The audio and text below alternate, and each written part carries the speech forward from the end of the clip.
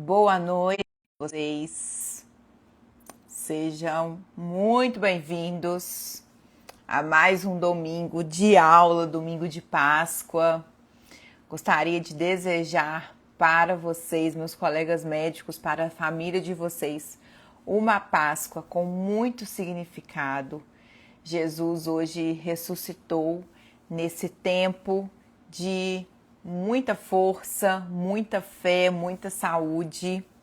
Estamos vivendo uma Páscoa de tanta solidariedade, tanta alegria como nunca. Vou colocar aqui o título da nossa aula, porque esse tema é um tema muito pedido por vocês. É um tema que muitas pessoas, muitos médicos, muitos colegas aí têm dúvida, que é sobre alopecia androgenética, calvície masculina. Deixa eu colocar aqui o título da aula. Como eu trato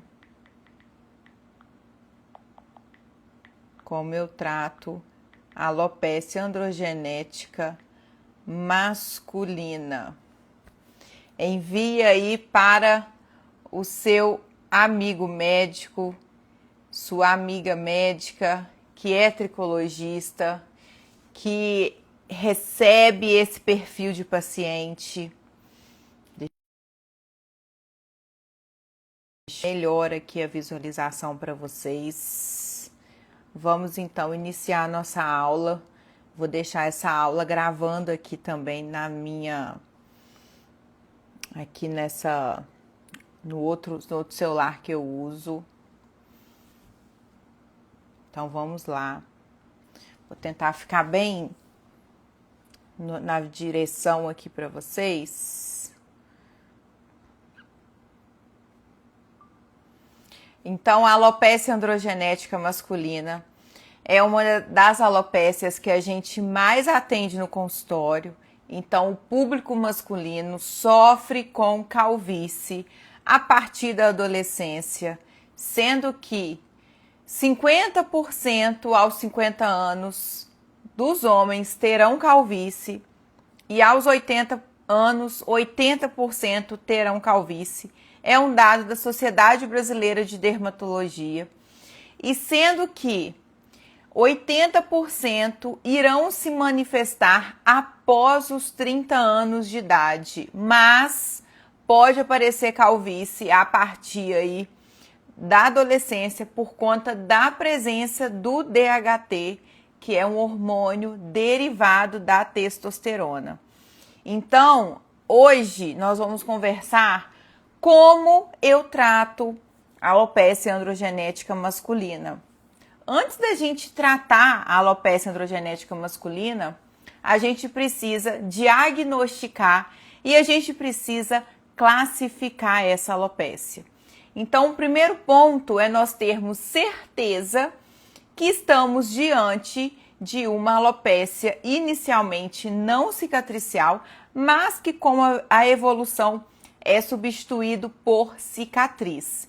Então, como que a gente tem certeza que, por exemplo, a gente não está diante de um quadro de FAPD, de líquen plano pilar, que sim, pode mimetizar aí uma alopecia androgenética? A gente precisa fazer uma boa anamnese, uma boa tricoscopia, um bom exame físico. Então, a gente precisa descartar a alopecia cicatricial, principalmente aí a FAPD, que também vai cursar com uma miniaturização, mas é importante a gente ter essa certeza que não estamos diante a uma FAPD. Então, a gente faz uma tricoscopia, avalia esse couro cabeludo, avalia a ausência de alterações no couro cabeludo, como a tricodínia, como a ardência, como a própria descamação tubular mais aderida na haste. Tudo isso faz a gente ter certeza que realmente é uma calvície e não estamos diante de uma FAPD. Então, uma vez que a gente tem certeza que é uma calvície, a gente precisa classificar a calvície. Então, quando no início da minha carreira, eu não classificava para o paciente o grau da calvície dele.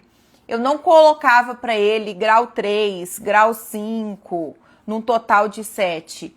À medida que eu fui adotando isso na minha rotina clínica, o paciente ele tem mais noção de o quão grave, o quão moderado ele está mediante o grau de alopecia androgenética. Então, a principal escala que a gente usa na alopecia androgenética masculina é de Hamilton. Então, é um autor americano que a gente utiliza essa graduação que ele colocou para nós como se fosse 7 graus. A partir do 3º grau, a gente já vai ver um acometimento de vértex. Então, nessa escala, a gente classifica até 7, pensando que o grau 1 já começa a perda aí da região das entradas, o grau 2, as entradas está mais avançada, e no grau 3, a gente já vai ver aí um acometimento de vértex ou coroa. E o grau 7, que é o grau máximo, a gente já vai classificar aí como uma perda na região de entradas, scalp médio, região de coroa, com a preservação da região da nuca, que não tem essa sensibilidade ao DHT. Então, uma vez tendo certeza que é uma calvície, que não é uma FAPD, a gente vai para a classificação.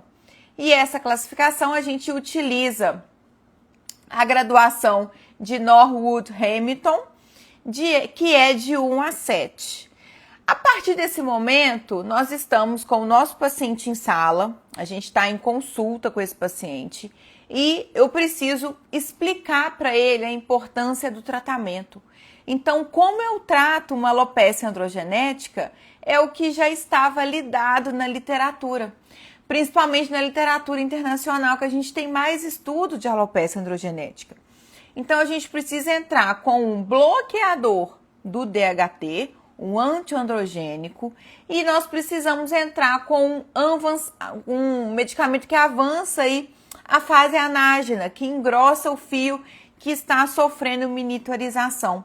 Então, hoje, o padrão ouro de tratamento para alopecia androgenética masculina é a finasterida ou a dutasterida, mais o minoxidil. Então, quando que eu vou selecionar, por exemplo, finasterida? Ou quando eu vou selecionar, por exemplo, dutasterida? Ontem eu estava montando exatamente essa aula da farmacologia, de quando escolher um, quando escolher outro. Eu coloquei uma tabela para vocês dentro da aula, que é a nossa formação online em tricologia. Então, quando a gente tem a finasterida, a gente vai bloquear a enzima somente a 5-alfa-redutase tipo 2. Então, a finasterida, ela bloqueia a 5-alfa-redutase tipo 2. A dutasterida, ela vai bloquear tanto a tipo 1 e a tipo 2. Então, como que eu, Sumaia, tô há quase 12 anos formada em medicina e tô há mais de 7 anos na dermatologia, foi quando eu terminei a minha especialização, fui prestar a prova de título de dermato. Como que eu prescrevo e como eu vejo muitos colegas fazendo também. Então, a gente começa numa calvície leve, moderada ou inicial, o paciente nunca tratou, a gente começa pela finasterida. A finasterida, ela vai bloquear principalmente a 5-alfa-redutase tipo 2, que é a enzima que converte testo em DHT lá no folículo. Então, o antiandrogênico de eleição inicial é finasterida. Claro, a gente precisa ver as contraindicações, os efeitos desejáveis e indesejáveis desse medicamento. Quando eu falo aqui nas aulas aqui no Instagram para você, eu já parto do pressuposto que você é médico, que você já está interessado na tricologia e que nós vamos tomar todo esse cuidado em relação às indicações e contraindicações. Então, a finasterida é a medicação inicial de escolha que eu coloco para o meu paciente. Queria pedir a gentileza de vocês me retornarem se o áudio está ok aqui na aula. O áudio está bom? Se vocês estão conseguindo me escutar, me deem um retorno, por gentileza. Tá bom? E quando que a gente vai escolher dutasterida? A dutasterida, ela vai bloquear tanto 5-alfa-redutase. Obrigada, doutora Mariana, pelo retorno. Então, a dutasterida vai bloquear tanto a 5-alfa-redutase tipo 1 e tipo 2. Então, naquela calvície muito mais avançada, naquele paciente que já está em uso de finasterida, mas não está com uma resposta tão satisfatória, naquele paciente que você está tratando há tempo com a finasterida, ele está tendo resposta, mas ele vira para você, doutora, tá, mas o que a gente vai fazer de novo? Já tem tantos anos que eu estou tomando finasterida. É só isso mesmo? Será que eu estagnei na minha resposta clínica? E aqui eu nem cheguei na parte de transplante capilar, que também é abordado dentro da nossa formação. Então, nestes pacientes ou mais avançados, ou que refratários à finasterida, ou pacientes que já estão fazendo finasterida, mas precisa de algo novo, a gente pode colocar a dutasterida. Por conta da meia-vida maior de dutasterida, a gente pode iniciar, por exemplo, 3 vezes na semana, por exemplo, segunda, quarta e sexta, ou nós podemos fazer uma dose diária também. E pensem comigo o seguinte, médico e médica, se dutasterida ela é mais potente, ela tem a meia-vida maior, ela pode ter efeitos indesejáveis maiores também. Então, isso também é uma verdade. Por exemplo, existe diferença de efeitos da finasterida para a dutasterida? Sim, tanto de efeitos desejados quanto de efeitos colaterais. Tudo isso eu coloquei muito mais abordado, muito mais com uma riqueza de detalhes dentro da nossa formação. Porque nas nossas aulas aqui a gente consegue entrar adentro de um tema, sim, só que com uma riqueza de detalhes, com um suporte na resposta de dúvida melhor dentro da nossa formação. Mas não quer dizer que você não possa mandar dúvidas aqui, tá? Quero que vocês comentem aqui algum comentário, alguma consideração ou alguma dúvida, porque nós estamos criando essa comunidade exclusiva para médicos justamente para a gente enriquecer o nosso portfólio terapêutico quando estivermos diante do nosso paciente. Muito bem, então aqui eu já falei que a finasterida, sim, ela tem que ser feita todos os dias. A gente não pode prescrever finasterida 3 vezes na semana, igual a gente pode fazer, por exemplo, com dutasterida, tá? E nós vamos, então, associar o antiandrogênico, uma vez que ele, por exemplo, já não está mais contraindicado, você já avaliou o seu paciente, e a gente vai prescrever também o minoxidil. O minoxidil, ele não atua na progressão da calvície, tá? Quem atua na progressão da calvície para evitar que um paciente saia de um grau 3, que avance para grau 4, 5, até 7, é o antiandrogênico, é o bloqueador de DHT. Mas o minoxidil ele vai atuar na fase anágena, na fase de crescimento do cabelo. Então, a gente precisa alongar essa fase anágena que está miniaturizada, que está encurtada na alopécia androgenética, e a gente precisa aumentar o diâmetro desse fio que está sofrendo miniaturização. Então, o minoxidil vai atuar exatamente nessa etapa. O minoxidil a gente já tem usado aí oral, mais de 4 anos que a gente já tem aqui no Brasil, usado de forma oral.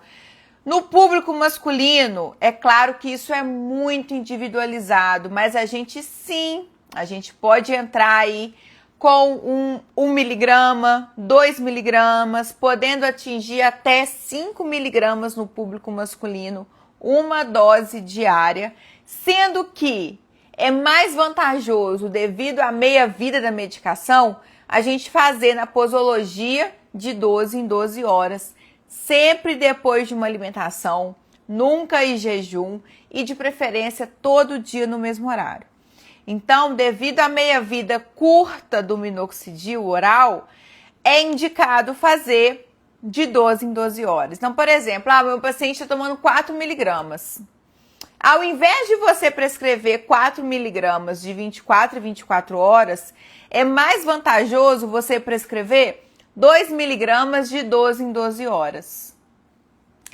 E a gente pode também acrescentar o minoxidil tópico, já tem estudo comprovando que as duas aplicações do minoxidil, tanto tópica quanto oral, é mais vantajosa do que se o paciente fizer, por exemplo, somente uma ou outra. Então, tá liberado, tá garantido, é ótimo sim a gente prescrever o minoxidil também na forma tópica e preferencialmente 2 vezes ao dia, superior do que uma vez só, tá? Isso aqui, pessoal, não é só a Sumaia Jacó, dermatologista, professora de tricologia falando, não. Estão nos guidelines, estão nas últimas evidências científicas acerca do uso do minoxidil na alopecia androgenética masculina, tá bom? E o minoxidil tópico, pessoal, ó, médico, presta atenção aqui. Os estudos são em couro cabeludo seco e deixar agir pelo menos aí de 3 a 4 horas sem deitar, sem molhar o cabelo, sem colocar capacete, quem utiliza moto aí como meio de transporte. Então, tudo isso tem que sim ser abordado em consulta com o seu paciente na hora de você prescrever o minoxidil tópico. Couro cabeludo seco, 2 vezes é melhor do que uma. E não deitar, não deixar, explicar para o paciente para não colocar boné, não tirar de contato o couro cabeludo ali do minoxidil com o outro tecido, por exemplo, porque senão ele não vai ser garantia que vai estar agindo ali no couro cabeludo, tá? Então, ó, percam tempo, né, entre aspas, conversando com seu paciente isso desde a primeira consulta. Deem assistência, expliquem os efeitos adversos e os efeitos desejáveis para o paciente tirar a dúvida com a gente, com nós médicos assistentes e não deixar outras pessoas de fora colocar coisa na cabeça do seu paciente. Então, essa relação médico-paciente é valiosa. O paciente, ele procurou você para o atendimento, então vamos valorizar isso, tempo de consulta. Eu vou ensinar para você, médico, a como aproveitar o tempo de consulta com o seu paciente, para que a consulta seja de forma assertiva, que o paciente entenda a importância do tratamento clínico. Nós estamos falando o nome já diz, alopecia androgenética. Tem a parte hormonal, andro, e genética. Então, é uma alopecia que tem tratamento, que tem como controlar, que tem como a gente regredir, que tem como melhorar clinicamente a quantidade de cabelo, mas a princípio ela não tem cura. Então, a gente não pode minimizar isso. O paciente ele vai estar sempre em acompanhamento clínico com você, médico assistente. O paciente tem que estar confortável na relação médico-paciente. O paciente tem que se sentir acolhido e precisa ter isso aqui, ó, olho no olho. Precisa ter olho no olho para a gente ter resultado satisfatório com os nossos pacientes. Então, nós estamos falando aqui do antiandrogênico, né? Principalmente aí finasterida ou dutasterida. A gente já tem a finasterida tópica com excelentes resultados, sim. E o minoxidil, que pode ser também tópico, que já está consagrado aí na literatura. Também tem uma diferença aí do minoxidil base e do minoxidil sulfato de minoxidil.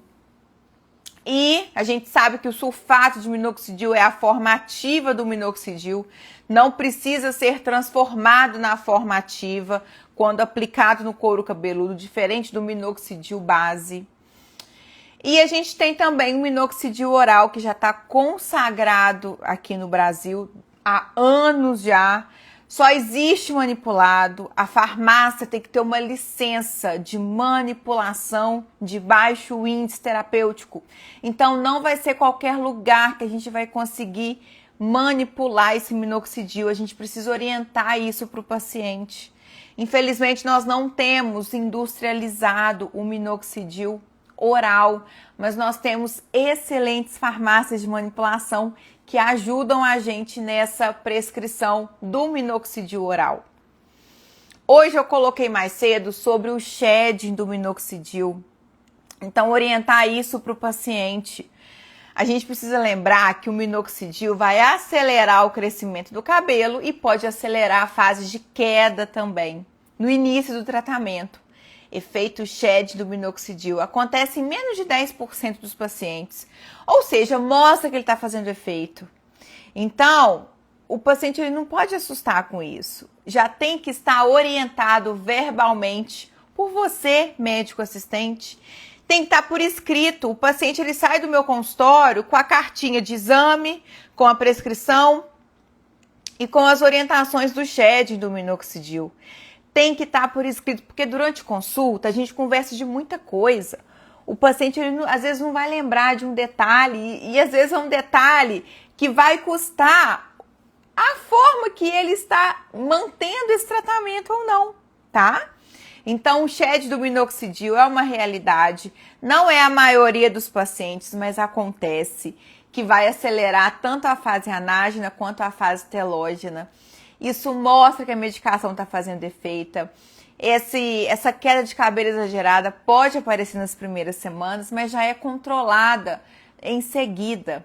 Então, tranquilizem o paciente de vocês acerca do shedding do minoxidil, que pode acontecer tanto com tópico, tanto com oral, se você para e volta depois à fase anágena. E uma informação importante do minoxidil, que a gente esquece, mas a gente precisa entender isso. O minoxidil, ele é uma substância muito importante aí no controle da alopecia androgenética masculina.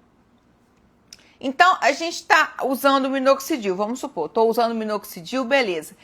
Se eu paro o uso do minoxidil, 6 meses depois, a quantidade de cabelo volta a ser o que era antes do tratamento. Então, é como se eu não usasse nunca o minoxidil. Então, explicar isso para o paciente. O minoxidil, a princípio, é algo a longo prazo, é algo crônico. Mas se o paciente para o uso, poxa, ele ficar 6 meses sem usar, o cabelo volta a estacar zero, como se nunca tivesse tratado antes. Então, olha quanta informação valiosa você, médico assistente, tricologista, deve passar para o seu paciente, para ele fazer o tratamento da melhor maneira. Então, nós falamos aqui do tratamento oral, tratamento tópico, e agora a gente vai entrar numa parte super importante, que é procedimentos na alopecia androgenética masculina. O que eu explico para o meu paciente? Bom, a gente, na medicina, sempre existiu aí o tratamento domiciliar, o tratamento oral, o tratamento tópico, mas como tudo evolui, a medicina também evolui, principalmente nos procedimentos de consultório e nas cirurgias. Então, o tratamento de alopecia androgenética, hoje em 2026, vai além do tratamento em casa. Para a gente ter um resultado mais rápido, mais satisfatório e com mais densidade e naturalidade do cabelo, a gente tem arsenais em consultório, em procedimentos médicos, que pode acelerar o crescimento, o fortalecimento desse cabelo. Desde mesoterapia capilar, que a gente tem estudo aí desde 1978, até transplante capilar. Então, mesoterapia, microinfusão de medicamentos na pele, LED terapia, laser capilar, eletroporação e cirurgia de restauração capilar. Então, o cabelo que existe ali, mas ele está fino e miniaturizado, a gente consegue aumentar tanto a densidade capilar quanto a espessura dos diâmetros dos fios. Então, a gente pode lançar a mão aí da LED com a mesoterapia, o tratamento de ataque, a gente institui aí por mês 2 sessões, durante 3 a 6 meses, e depois o paciente entra na fase de manutenção, sempre associado ao tratamento em casa. E a microinfusão de medicamentos na pele, que é a MMP.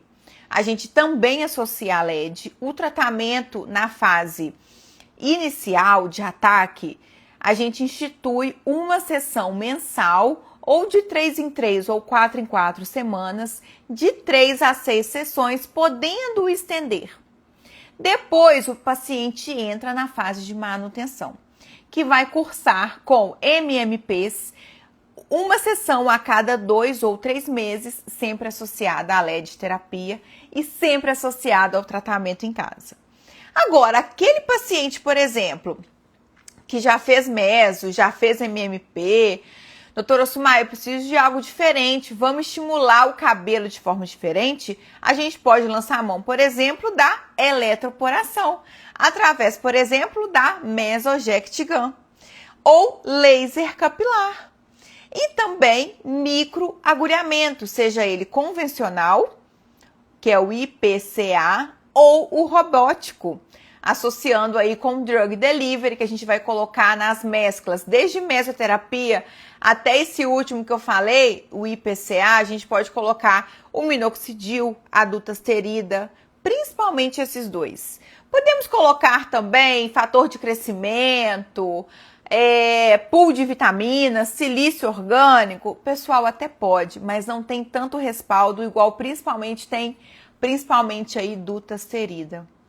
Agora, aquele paciente que não tem o fio ali mais, a alopecia androgenética se tornou cicatricial, a gente precisa de uma restauração cirúrgica. Retirar fios de onde não sofreu miniaturização, principalmente aqui na nuca, não sofreu a sensibilidade ao DHT e transferir para áreas calvas, que nada mais é que o transplante capilar na técnica FUE.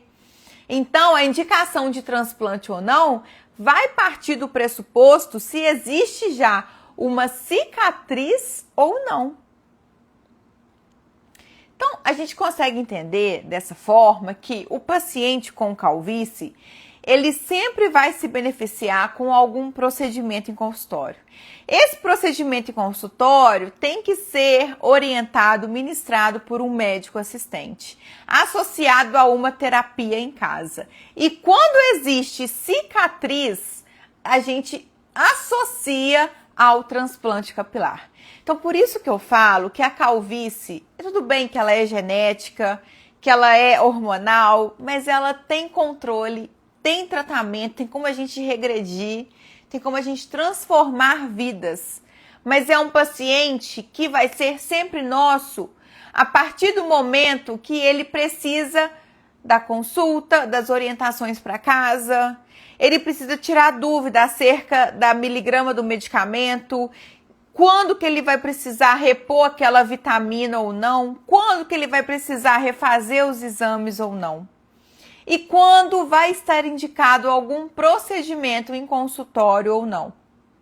Então, a calvície masculina, ela vem crescido muito a procura para esse tratamento. E com razão, porque os homens estão se cuidando cada vez mais. E isso é muito válido, desde ambulatório, consultório, independente de onde o médico trabalha, o médico tricologista, tem sim crescido muito a demanda em tricologia. Então eu englobo tudo isso dentro da nossa formação online em tricologia, que é uma formação criada para médicos que desejam elevar a sua carreira de acordo com a tricologia, através da tricologia. Então a gente falou aqui do antiandrogênico, do minoxidil, sejam eles orais ou tópicos. Então tudo isso sempre existiu lá no tratamento da alopecia androgenética. E agora a gente tem os procedimentos. Esses procedimentos aí a gente vai, igual eu falei mais cedo, né? Desde a mesoterapia, agora da MMP, da LED terapia, que a gente pode associar aí no consultório.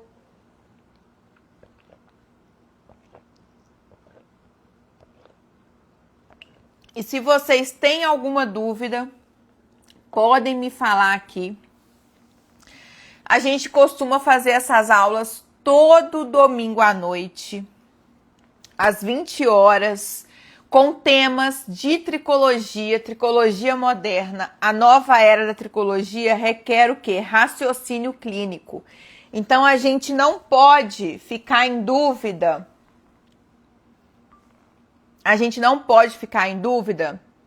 Acerca dos diagnósticos diferenciais em tricologia. E quais são, principalmente, esses diagnósticos diferenciais? Por exemplo, é uma alopecia androgenética ou uma FAPD? É um líquen plano pilar infectado ou é uma foliculite decalvante?